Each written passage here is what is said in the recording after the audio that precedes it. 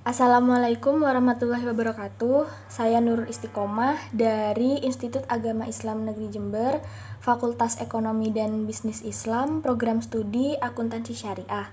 Kelas Akuntansi Syariah 1 dengan NIM E2019-3037. Di sini saya dari kelompok 8 Manajemen Keuangan Syariah ingin sedikit menjelaskan tentang investasi syariah dan dasarnya.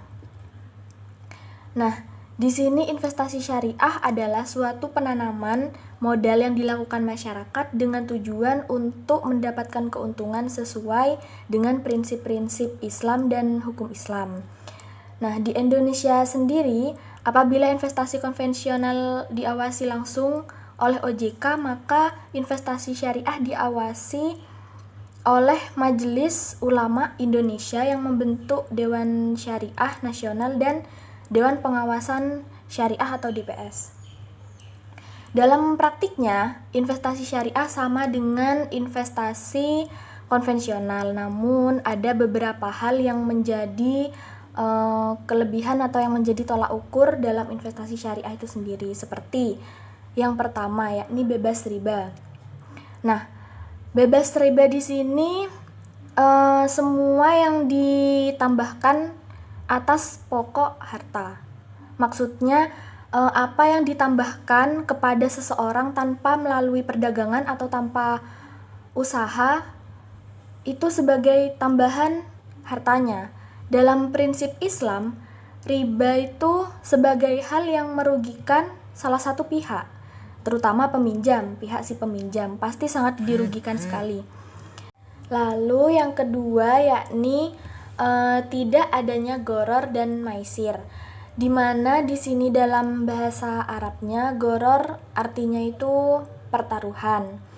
Menurut Syekh As'adi menjelaskan bahwa goror yaitu pertaruhan atau ketidakjelasan, yang artinya goror adalah hal yang mengandung ketidakjelasan baik dari segi akad maupun kegiatannya, seperti itu. Sementara maisir adalah memperoleh sesuatu tanpa dengan susah payah atau tanpa bekerja keras. Contoh dari maisir sendiri seperti judi, karena dilakukan secara untung-untungan dan tidak ada unsur kegiatan ekonomi yang saling menguntungkan. Seperti itu. Lalu yang terakhir yakni menggunakan akad. Nah, ciri khas dari investasi syariah sendiri ya salah satunya adalah akad. Nah, di mana beberapa akad terdapat di investasi syariah berupa akad kerja sama seperti musyarakah, terus sewa menyewa, ijaroh, dan akad bagi hasil atau mudharabah, ya seperti itu. Berikut pemaparan singkat dari saya. Mohon maaf apabila ada salah kata dan juga terdapat kekurangan atas penyampaian yang saya sampaikan. Berikutnya akan dijelaskan langsung materi selanjutnya oleh rekan-rekan saya. Kurang lebihnya mohon maaf. Wassalamualaikum warahmatullahi wabarakatuh. Bismillahirrahmanirrahim. Perkenalkan, nama saya Istafania Sulistiorini, NIM E2019-3031. Di sini saya ingin menjelaskan sedikit tentang teori, prinsip, dan rambu-rambu dalam investasi syariah. Yang pertama, kita akan bahas tentang teori investasi. Teori investasi sendiri mengandung 3 unsur. Yang pertama yaitu pengeluaran atau pengorbanan sesuatu pada saat sekarang yang bersifat tidak pasti. Yang kedua, ketidakpastian itu mengenai hasil atau resiko. Yang ketiga, ketidakpastian hasil atau pengembalian pada masa yang akan datang. Dalam sistem ekonomi konvensional sendiri, seseorang bisa melakukan investasi dengan motif atau tujuan yang berbeda. Di antaranya untuk memenuhi kebutuhan likuiditas atau menabung untuk mendapatkan pengembalian yang lebih besar. Bisa juga untuk merencanakan pensiun pada masa yang akan datang. Secara umum biasanya investasi kita artikan sebagai penundaan konsumsi saat ini untuk melakukan konsumsi pada masa yang akan datang. Biasanya konsumsi diawali dengan mengorbankan potensi konsumsi saat ini untuk mendapatkan potensi atau peluang yang lebih baik dan lebih besar pada masa yang akan datang. Karakteristik dalam investasi sendiri ada yang pertama, modal sebagai penentu keputusan. Yang kedua, waktu yang tepat untuk pengambilan keputusan, karena investasi adalah hubungan keputusan pada pilihan keuangan atas modal atau dana dengan waktu. Nah, menurut teori konvensional sendiri, faktor yang mempengaruhi seorang investor adalah tingkat pengembalian yang diharapkan. Keuntungan yang diharapkan secara umum dinyatakan dalam dua dimensi. Yang pertama, dimensi yang menunjukkan besar keuntungan yang akan diperoleh untuk setiap rupiah yang diinvestasikan.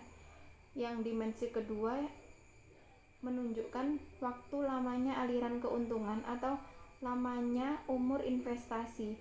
Yang kedua ada biaya investasi atau biasa kita sebut dengan tingkat suku bunga. Tingkat suku bunga pinjaman merupakan faktor yang paling menentukan biaya investasi. Semakin tinggi tingkat bunga, semakin mahal biaya investasi, semakin mahal sehingga semakin turun investasinya. Dalam biaya investasi ini ada dua konsep. Yang pertama yaitu konsep nilai sekarang atau biasa kita sebut dengan present value, yaitu nilai nominal dari sejumlah mata uang yang belum tentu lebih berharga dari masa yang akan datang. Cara penghitungannya, V sama dengan X buka kurung 1 plus R tutup kurung, dengan keterangan V sendiri adalah nilai yang akan datang, X adalah nilai sekarang, T sebagai waktu, dan R sebagai faktor diskontonya. Yang kedua ada konsep masa mendatang atau biasa kita sebut dengan future value. Ini adalah kebalikan dari penghitungan nilai sekarang atau output investasi yang direncanakan. Cara menghitungnya, F sama dengan A buka kurung 1 plus R tutup kurung, dengan F sebagai nilai masa mendatang yang diharapkan, A sebagai investasi awal, dan T sebagai waktu. Selanjutnya kita akan membahas tentang prinsip-prinsip dalam investasi syariah. Prinsip dasar investasi syariah dalam keuangan yang dipaparkan oleh Fadholi Noto tahun 2003 yaitu transaksi dilakukan atas harta yang memberikan nilai manfaat dan menghindari setiap transaksi yang zalim. Yang kedua, uang sebagai alat tukar, bukan sebagai komoditas perdagangan. Fungsinya sebagai alat penukaran nilai yang menggambarkan daya beli suatu barang atau harta. Yang ketiga, setiap transaksi harus transparan, tidak menimbulkan kerugian atau unsur penipuan pada salah satu pihak.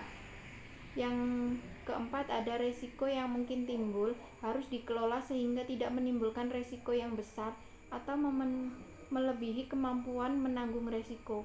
Yang ketiga, kita akan membahas tentang rambu-rambu pencapaian tujuan investasi syariah yang dikemukakan oleh Satrio. Pencapaian investasi syariah yang pertama, terbebas dari unsur riba. Riba sendiri adalah tumbuh dan bertambah. Dalam terminologi syariah, riba sebagai kelebihan yang tidak ada pada pengganti atau biasa kita sebut itwah, yang tidak dibenarkan syariah, yang disyaratkan oleh salah satu dari dua orang yang berakad. Yang kedua, terhindar dari unsur gharar. Gharar secara etimologi sendiri bermakna kekhawatiran atau resiko. Gharar juga bisa diartikan suatu kecelakaan, kerugian atau kebinasaan. Yang selanjutnya ada terhindar dari unsur judi atau biasa kita sebut dengan maisir.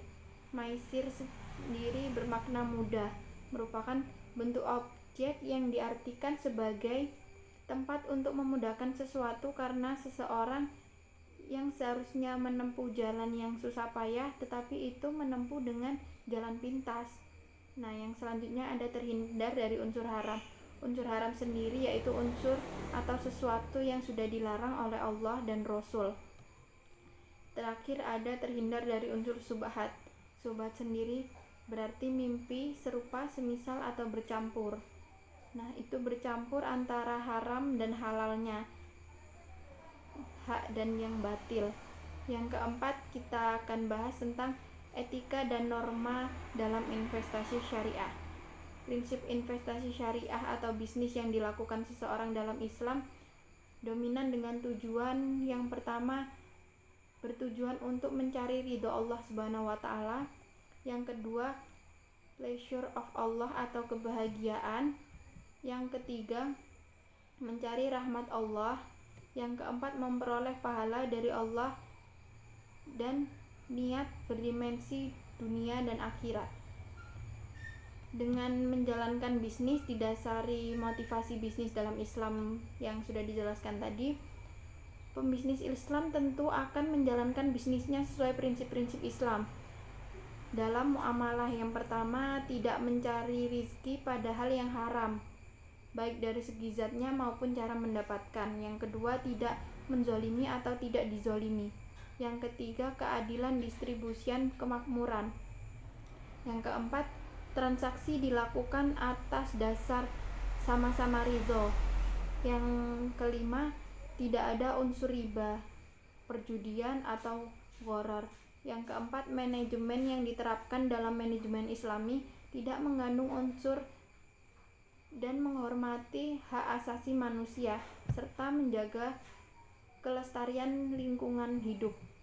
Yang kedua, selanjutnya kita akan bahas tentang keputusan investasi syariah.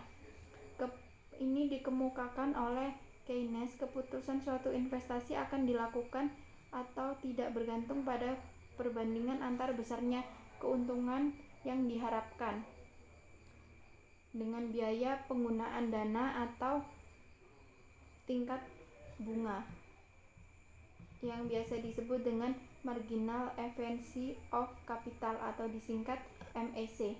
Nah, keputusan untuk melakukan investasi melalui pendekatan MAC ini ada 3. Yang pertama, jika MAC lebih besar dari bunga, maka investasi dianggap menguntungkan sehingga dapat dilakukan. Jika MAC-nya sama dengan bunga, maka investasi dianggap menguntungkan, bisa juga tidak. Jadi, hal ini bergantung pada prospek bisnis yang akan dilakukan. Nah, yang ketiga ada jika MAC lebih kecil dari bunga, maka investasi dianggap tidak menguntungkan sehingga tidak dapat dilakukan.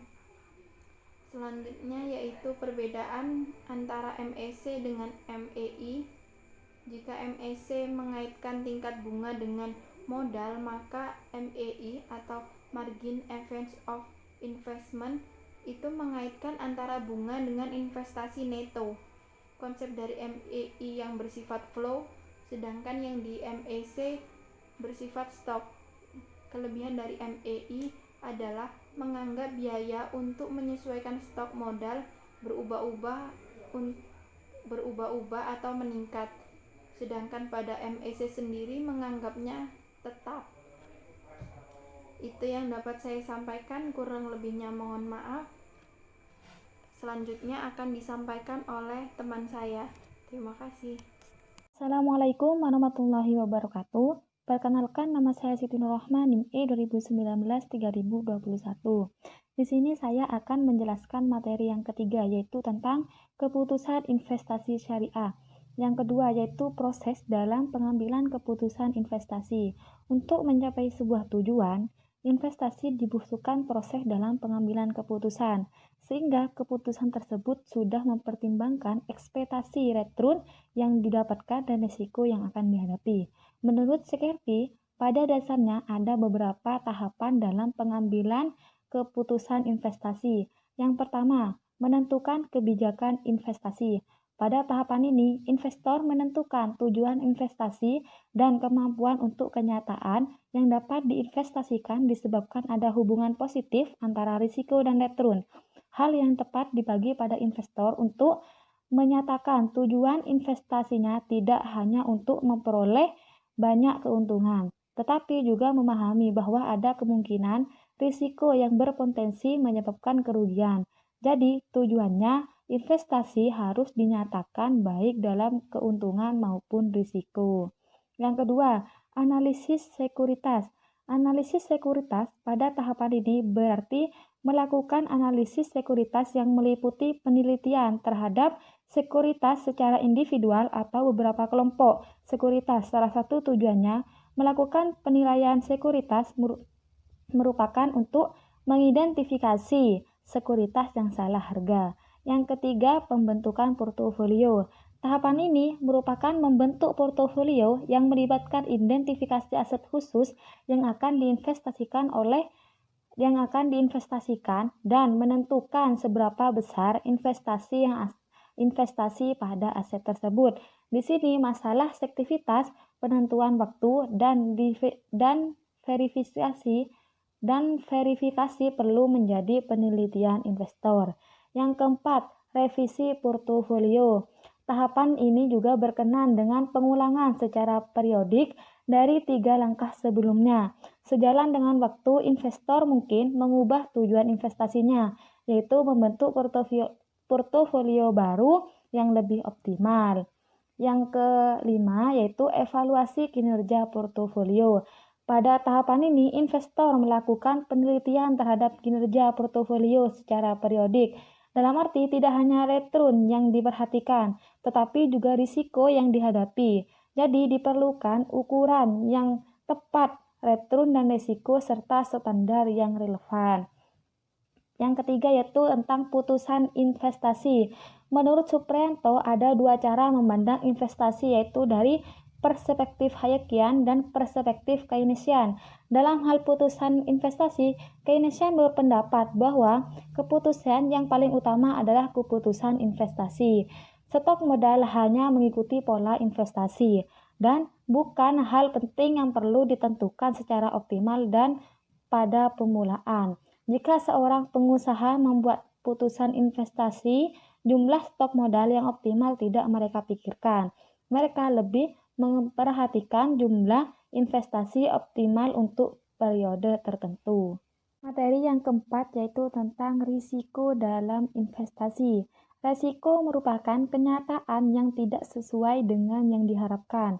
Risiko di sini banyak jenisnya, yaitu yang pertama, risiko suku bunga. Risiko yang dialami suku bunga ini akibat dari perubahan suku bunga yang terjadi di pasaran, yang mampu memberi pengaruh bagi pendapat investasi. Contohnya, pada tanggal 30 Januari 2019, pemerintah Indonesia mengeluarkan instrumen keuangan baru yang disebut suku retail. Suku retail adalah obligasi syariah yang menganut prinsip syariah. Suku retail kemudian menjadi masalah bagi penerbit obligasi lainnya, karena suku bunga yang ditawarkan 12% jauh di atas rata-rata suku bunga obligasi pada umumnya, yaitu 8-10%, sehingga investor lebih tertarik untuk membeli suku bunga retail tersebut. Hal ini didukung dengan resiko dalam investasi ini mendekati 0%.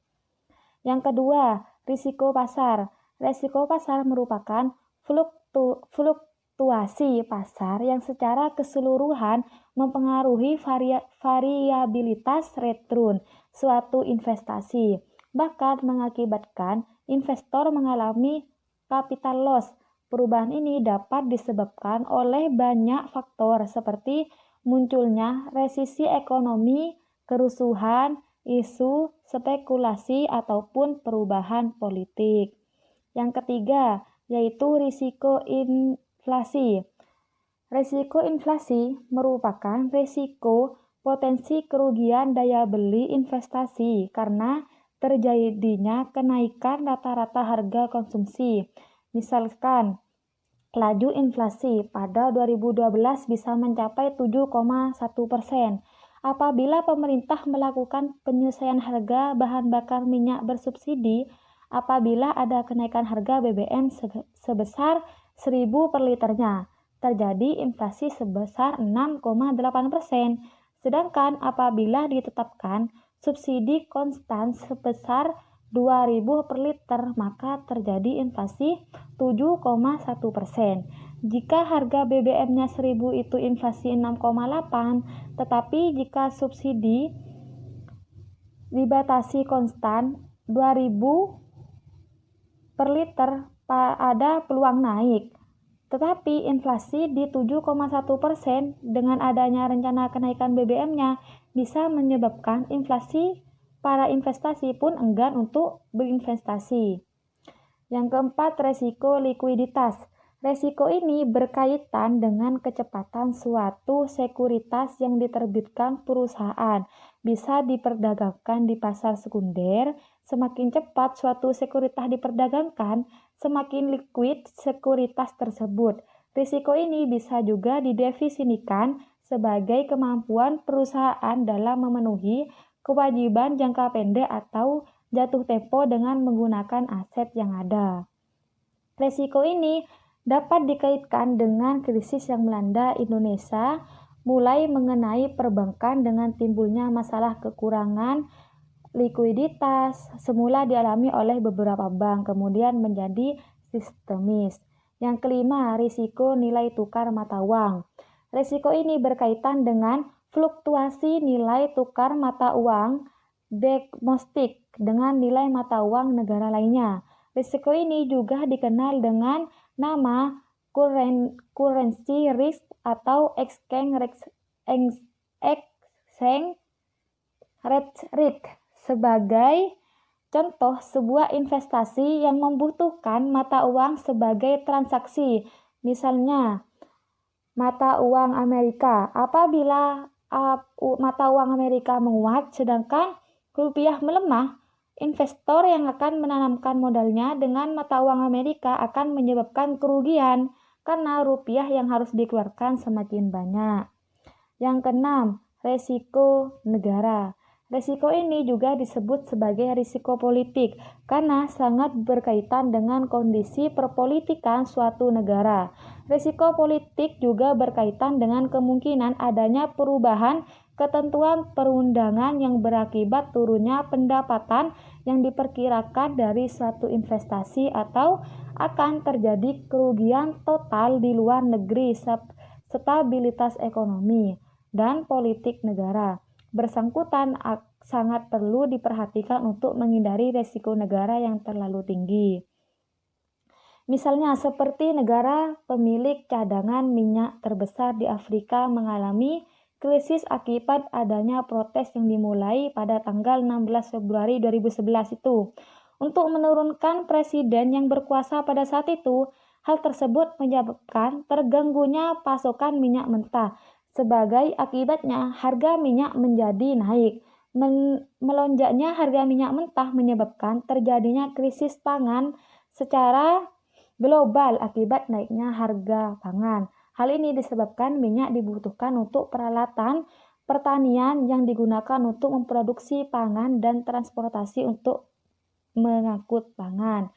Yang terakhir yaitu risiko reinvestment. Risiko reinvestment adalah risiko terhadap penghasilan suatu aset keuangan yang harus direinvest dalam aset yang berpendapatan rendah. Dalam arti lain, risiko yang memaksa investor menempatkan pendapatan yang diperoleh dari bunga kredit atau surat-surat berharga ke investasi yang berpendapatan rendah akibat turunnya tingkat bunga. Kondisi investasi tidak akan sama dengan pembelian pertama suatu obligasi, khususnya pembelian obligasi untuk jangka panjang karena perubahan ekonomi dan politik dapat mempengaruhi tingkat suku bunga pada saat hendak menginvestasikan kembali kupon-kupon dari obligasi tersebut. Untuk obligasi yang berdominasi mata uang asing, gejolak fluktuasi nilai tukar valuta asing terhadap rupiah mengakibatkan kerugian akibat selisih kurs. Solusinya adalah memilih investasi dalam obligasi yang memberikan penghasilan tetap secara periodik dan memilih beberapa jenis obligasi yang memiliki fitur call, yang berarti perusahaan penerbit obligasi berhak untuk membeli kembali obligasi pada harga tertentu sebelum obligasi tersebut jatuh tempo. Baik, sekian dari kelompok 8, kurang lebihnya mohon maaf. Assalamualaikum warahmatullahi wabarakatuh.